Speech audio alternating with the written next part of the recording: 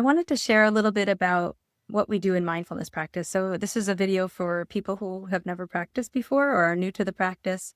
And just to give you a very general, high level overview of the four scopes of mindfulness and what we're looking at or what we're doing in the practice. So, first of all, you'll notice that we bring our minds or our attention to a certain point. That could be the breath or the feet or some area in the body or outside of the body.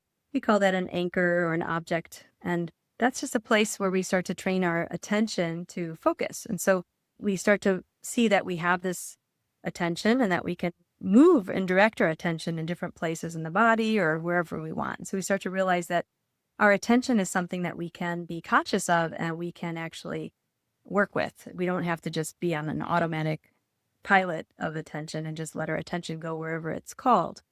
And so that gives us a lot of agencies because we can start to begin to move our attention where we want. And then we start to explore then when we're paying attention to things, what are we perceiving in that experience? So we classify that as things that are neutral, things that are pleasant, or things that are unpleasant. And so we start to see how we are perceiving the world. And when we're noticing things that are particularly unpleasant, for example, noticing what's going on there. What are the thoughts that are happening or what's the body sensations? And when we notice things that are pleasant, we may invite ourselves to actually savor those pleasant sensations.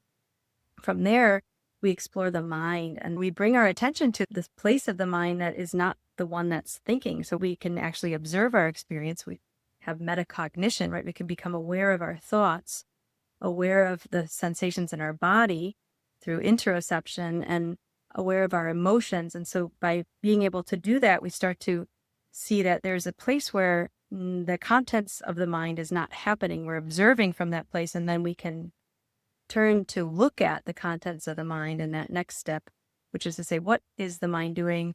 What are the patterns of my mind? And what's helpful and what's not helpful? And from there, we can start to cultivate things that are more helpful and sort of gently let go of the things that are not so helpful. So you can see that this is a very deep practice. You can take any parts of that practice and go very deep into each one.